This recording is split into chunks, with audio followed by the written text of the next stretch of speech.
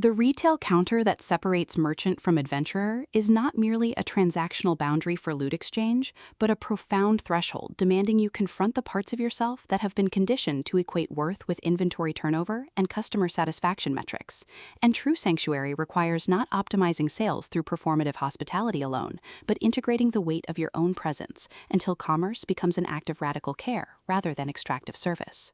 In Derek's Dungeon Depot, Little Lynx transforms the cozy fantasy shopkeeper trope into precise exploration of domestic sovereignty and embodied accountability, proving belonging isn't found in maximizing profit. It's forged in honoring the person beneath the apron when every build expectation demands you remain either efficient vendor or invisible NPC. From polished wood and potion fume narration, listeners enter worlds where barter is syntax and presence is the only unbreakable currency, perfect for fans of emotionally intelligent cozy fantasy, where male vulnerability defies grumpy shopkeeper stereotypes. When retired adventurer Derek Vance opens his supply depot expecting quiet anonymity, he discovers the shop's rhythmic demands mirror the exact suppression he's endured beneath years of performative utility. And fellow outcast Alara Thorne's quiet refusal to treat him as mere service provider creates space for connection defying commercial hierarchy. Navigating restocking routines and buried attractions, Derek realizes this venture isn't about retirement, but recalibration, with Little Lynx avoiding reducing Derek to weary proprietor or Alara to quirky regular,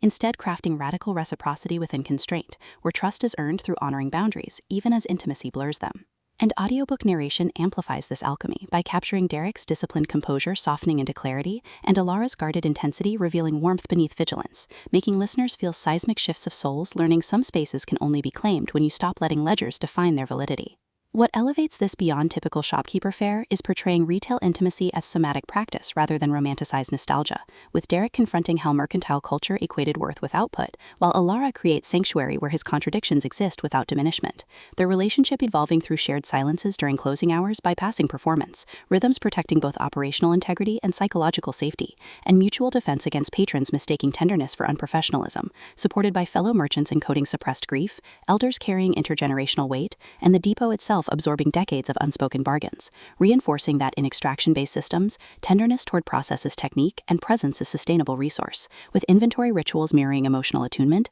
and customer interactions becoming metaphors for earned trust.